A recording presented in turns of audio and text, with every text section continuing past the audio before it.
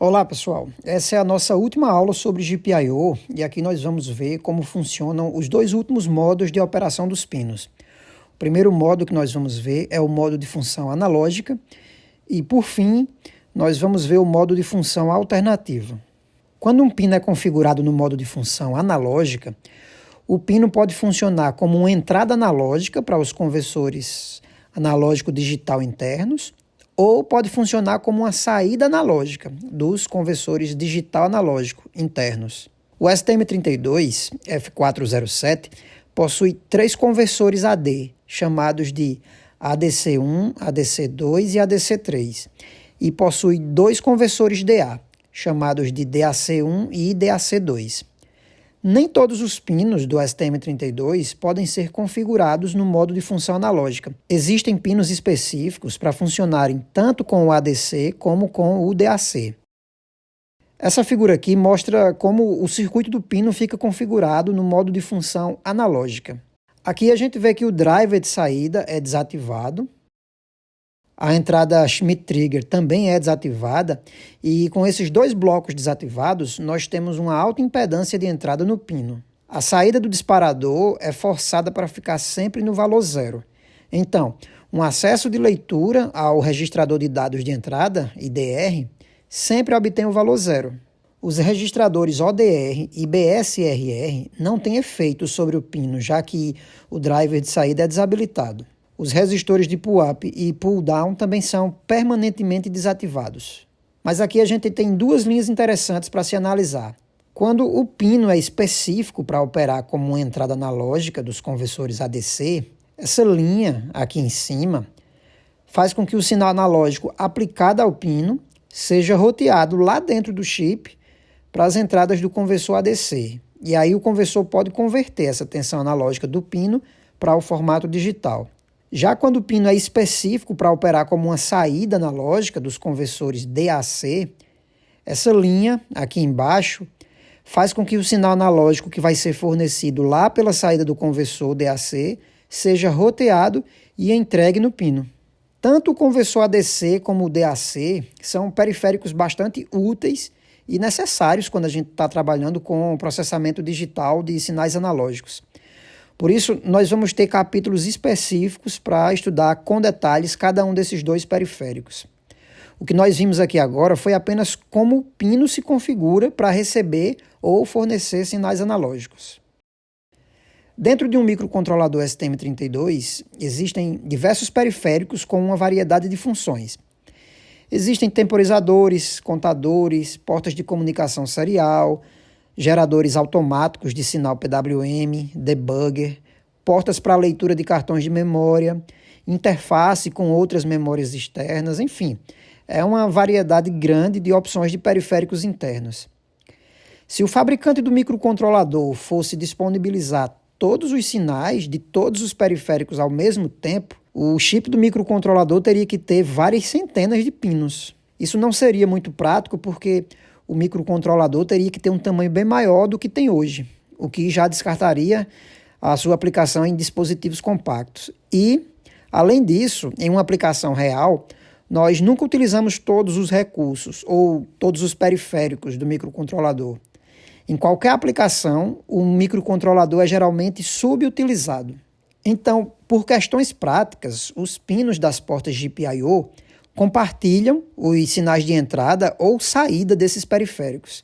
Então, no modo de função alternativa, o pino pode operar como uma entrada ou saída de algum desses periféricos. Se um pino é usado para uma das funções, ele não pode ao mesmo tempo ser usado para outra. Cada pino do STM32 pode se conectar a até 16 periféricos, funcionando como entrada ou saída desses periféricos. Essa figura mostra como o circuito do pino fica configurado no modo de função alternativa. Veja, o driver de saída passa a ser acionado pelo sinal proveniente do periférico e não mais pelos registradores ODR ou BSRR.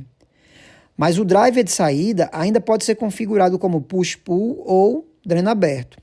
Os resistores de pull-up e pull-down também podem ser habilitados se for necessário. No driver de entrada, o comparador Schmitt-Trigger é ativado e o seu sinal, o sinal de saída, é roteado para a entrada de algum periférico. Os dados presentes no pino de I/O também são amostrados no registrador IDR a cada ciclo de clock do barramento HB1, permitindo que a gente ainda consiga ler o nível lógico do pino. Quando o pino opera nesse modo de função alternativa, ou ele vai funcionar como uma saída ou como uma entrada de um periférico, mas não os dois ao mesmo tempo. Além dessa arquitetura de multiplexação, cada periférico é mapeado em diferentes pinos de GPIO para otimizar o número de periféricos disponíveis em uma aplicação. Isso significa, por exemplo, que uma saída ou uma entrada de um periférico de comunicação, por exemplo, é roteado para mais de um pino. Isso permite que você utilize um dos pinos como GPIO e o outro pino como interface do periférico. Se não tivesse essa flexibilidade e você precisasse usar um pino como GPIO, aquele periférico não poderia ser mais utilizado porque a sua saída ou a sua entrada estava roteado somente naquele pino. Então não é o caso aqui. Em resumo, um periférico ele pode ser acessado a partir de mais de um pino. É só escolher qual vai ser usado. Cada pino possui um multiplexador com 16 linhas de funções alternativas, conforme está mostrado nessa figura aqui. As funções são nomeadas de AF0 até AF15. AF vem de Alternate Function. Por padrão, após um reset, assim que um pino é configurado para operar no modo de função alternativa, ele vai trabalhar na função alternativa AF0, que também é chamada de função do sistema. Por exemplo, os pinos PA13, PA14 e PA15, depois de um reset, começam operando no modo de função alternativa, e no caso é a função AF0, que é a função do sistema. Que função é essa? No caso desses pinos, é a função de depuração. Eles são os pinos que se conectam com o gravador ST-Link, para permitir a comunicação do microcontrolador com o gravador e com o computador externo. Mas nós podemos alterar a função alternativa de um pino por meio de dois registradores do GPIO, chamados de Alternate Function Register High, AFRH, e Alternate Function Register Low, de AFRL. O registrador AFRL configura qual é a função alternativa dos pinos de 0 a 7 de uma porta, e o registrador AFRH configura a função alternativa para os pinos de 8 a 15. O datasheet do microcontrolador STM32F407, por exemplo, mostra aqui o mapeamento de função alternativa para cada pino de cada porta GPIO. Isso diz qual a função alternativa cada pino pode oferecer em uma determinada porta. Por exemplo, o pino PA0 pode trabalhar com essas funções alternativas aqui na primeira linha. A função alternativa 1, a F1, do pino PA0 é o canal 1 do timer 2. A função alternativa 8 é a saída TX da UART 4. Mas essas mesmas funções estão em outros pinos. Por exemplo, o canal 1 do timer 2 também é oferecido no pino PA5. E a saída TX da UART 4 também é oferecido no pino PC10. Já no pino PA13, a função AF0, que é a função do sistema, é o sinal SW-DIO do depurador. No PA14 é o sinal SW-CLK, também do depurador. Para definir a função alternativa de um pino, nós devemos configurar 4 bits no registrador AFR. Como nós podemos ter 16 funções alternativas, então nós precisamos de 4 bits para selecionar uma dessas funções para cada pino. Por exemplo, para selecionar a função alternativa do pino 0, eu devo escrever nesses 4 bits aqui, que são os bits AFRL 0 do registrador AFRL. Já para eu selecionar a função alternativa do pino 9, eu devo escrever nesses 4 bits aqui, que são os bits AFRH 9 do registrador AFRH. Se eu escrever a sequência binária 0000, eu estou escolhendo a função alternativa AF0. Se eu escrever 0001, eu estou escolhendo a função alternativa AF1. Se eu escrever 0010, eu estou escolhendo a função alternativa AF2. E assim por diante até 1111 quando eu escolho a função alternativa AF15. Nos arquivos de cabeçalho fornecidos pela ST Microelectronics, com as definições dos registradores, os registradores AFRL e AFRH são tratados como um array de dois registradores AFR, sendo o AFRL nomeado como o AFR de índice 0 e o AFRH é o AFR de índice 1. Vamos ver aqui como fazer a configuração de um pino no modo de função alternativa aqui no STM32CubeDE. Vamos usar como exemplo o pino PA8. Nós vamos configurar esse pino para operar como uma saída do periférico Timer 1. Um timer é um periférico que a gente vai estudar com mais detalhes em outro capítulo do curso. Basicamente, um timer pode ter até 4 canais de saída. O pino PA8 pode operar como a saída do canal 1 do timer 1, conforme você pode ver aqui no mapeamento de funções alternativas. No caso, essa é a função alternativa AF1 do timer 1. Então, primeiro, nós configuramos o pino PA8 no modo de função alternativa. Usando a biblioteca utility, fica assim: GPIO pin mode GPIOA pin 8 alternate. E para escolher a função alternativa AF1 no pino PA8, nós fazemos assim: GPIOA AFR 1 ou igual 0B0001. Ou seja, nós estamos escrevendo a sequência 0001, que é o código binário para a função AF1, nos 4 primeiros bits do registrador AFR1, que é o registrador AFRH. Só para a gente explorar um pouco mais essa sintaxe aqui, se nós estivéssemos configurando o pino PA5, por exemplo, então essas linhas mudariam para o seguinte: GPIO pin mode, GPIOA pin 5 alternate. E aqui embaixo, GPIOA AFR 0 ou igual 0B0001 deslocado de 20 posições, que iria escrever esse código binário nos 4 bits AFRL5 do outro registrador AFR, o AFRL. Para substituir essa linha de acesso ao registrador, nós podemos usar a função da biblioteca utility GPIO alternate function GPIOA pin 5 AF1. Essa linha configura o pino 5 do GPIOA com a função alternativa AF1. Vamos ver um exemplo prático que a gente possa usar agora na nossa placa de desenvolvimento? Na aula sobre o sistema de clock do STM32F407, nós vimos que existem 2 pinos que podem fornecer amostras dos sinais de clock internos do STM32. São os pinos MCO1 e MCO2.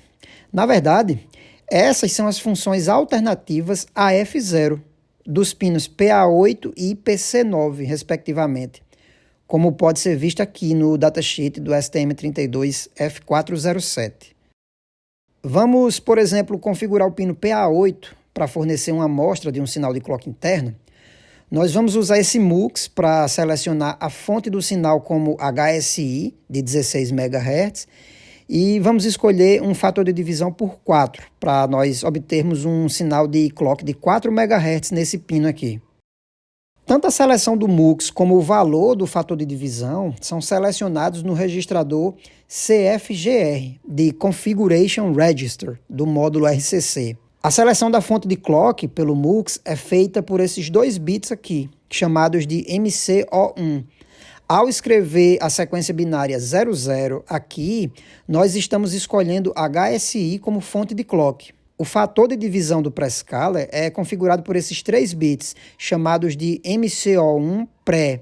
Ao escrever a sequência binária 110 aqui, nós estamos escolhendo o valor 4 como o fator de divisão do sinal de saída do MUX. Então, vamos escrever um programa para obter esse sinal de 4 MHz no pino PA8. Então, basicamente, o programa é esse aqui, ó. Nessa linha, nós estamos inicializando a biblioteca utility. Aqui, nós estamos habilitando o clock do GPIO-A. Aqui, nós estamos selecionando o modo de operação do pino PA8 como função alternativa e aqui escolhendo a função alternativa AF0, que corresponde à saída MCO1. As duas últimas linhas estão fazendo o acesso direto aos registradores, porque na biblioteca utility não existe uma função específica para fazer a seleção da fonte de clock de MCO1 e do fator de divisão do prescaler. Então fica como exercício para vocês criarem uma função desse tipo. A primeira linha seleciona HSI como fonte de clock, escrevendo 00 nos bits 21 e 22 do registrador CFGR. A segunda linha seleciona o valor 4 como fator de divisão do prescaler, escrevendo 110 nos bits 24, 25 e 26 do registrador. Na biblioteca HAL, essas duas linhas podem ser substituídas pela função HAL RCC MCO config, RCC MCO1, RCC MCO1 source HSI, RCC MCO div 4, que já seleciona a fonte de clock como HSI e o fator de divisão do prescaler como 4 para o pino MCO1. Compilando o código e gravando, o resultado é esse aqui. O sinal de saída do pino PA8 é uma onda quadrada com frequência de 4 MHz, como pode ser visto aqui no osciloscópio, e também conforme esperado pela nossa configuração. Para a gente realizar a mesma configuração usando o STM32 CubeMX, nós fazemos assim. Na aba Pinout Configuration, clicamos em PA8 e selecionamos o modo de operação como RCC MCO1. Aqui são as outras funções que o pino PA8 pode operar, tanto como GPIO, como a gente já viu, como outras funções alternativas. Na aba Clock Configuration, aqui no MUX MCO1 Source, nós selecionamos HSI como fonte e escolhemos 4 como o fator de divisão do prescaler. Com isso, nós vamos ter os 4 MHz de saída aqui. Agora, basta salvar as modificações, compilar o código e gravar na placa para termos o mesmo resultado. É possível travar a configuração dos pinos das portas GPIO aplicando uma sequência de escrita específica no registrador de travamento Lock Register, LCKR. Os registradores travados são MOD-R, OType-R, OSpeed-R, PUPD-R, AFRL e AFRH. O travamento das configurações é útil quando nós estamos usando um sistema operacional em um sistema embarcado. Isso serve para proteger as portas de entrada e saída de acessos indevidos realizados por aplicações desenvolvidas por terceiros. Para escrever no registrador LCKR, nós devemos aplicar uma sequência específica de escrita e de leitura nesse registrador. Quando a sequência correta é aplicada, ocorre o travamento da configuração dos pinos desejados. Cada bit que estiver setado no registrador LCKR congela a configuração dos pinos correspondentes nos registradores de controle. Quando o travamento for aplicado a um pino de uma porta, as configurações do pino não podem mais ser modificadas até o próximo reset do sistema. A sequência correta para habilitar o travamento das configurações é essa mostrada aqui, ó. Escrever 1 no bit 16, juntamente com os bits setados de LCKR de 0 até 15, cujos pinos você deseja travar. Depois, escrever 0 no bit 16, juntamente com os bits setados, aqui na parte de baixo. Depois, escrever 1 mais uma vez no bit 16, juntamente com os bits setados de LCKR, aqui embaixo. E no final, fazer uma leitura do registrador LCKR. Todo esse processo é realizado automaticamente pelo uso da função da biblioteca HAL GPIO lock pin. Aí, por exemplo, GPIO-A, GPIO pin 5. Nesse exemplo aqui, nós estamos travando as configurações do pino PA5 até o próximo reset. Qualquer tentativa de mudar a configuração de PA5, como por exemplo, o modo de operação, os resistores de pull-up ou pull-down, função alternativa, não vai surtir nenhum efeito. Ao abrir essa função, nós percebemos que ela acessa exatamente o registrador LCKR e realiza aquela sequência de escritas e leituras que eu mostrei anteriormente. Bem, pessoal, nós cobrimos todo o conteúdo sobre GPIO no STM32.